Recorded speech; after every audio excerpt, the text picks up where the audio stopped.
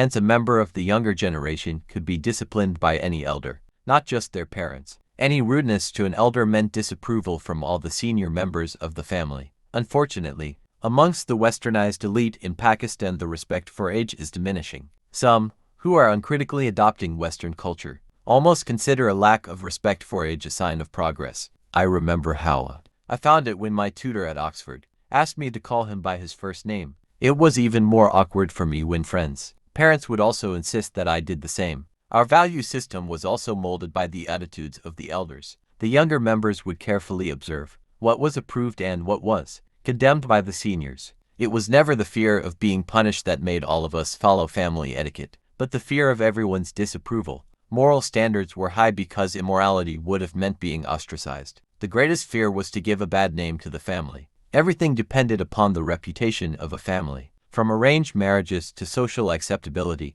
any slight by an outsider on the character of a family member would mean an immediate closing of ranks by a united family front. It also put immense responsibility on family members to conform to certain moral and ethical standards. When I became a successful Test cricketer and gave interviews to the press, I would be extremely conscious of what I was saying, as I constantly worried about how my extended family would react to my comments. Like most Muslim children, I grew up with religion. My mother used to tell us bedtime stories, each one with a moral message about Moses and the arrogant Pharaoh, Joseph and his treacherous brothers, and of course about the life of the Prophet Muhammad pbuh. We were also taught about Jesus, considered in Islam to be a messenger of God like Muhammad pbuh. Muslims believe that God had previously revealed his message for mankind to the prophets of the Jews and Christians, but that Muhammad pbuh perfected the religion first revealed to Abraham. Muhammad pbuh is seen as the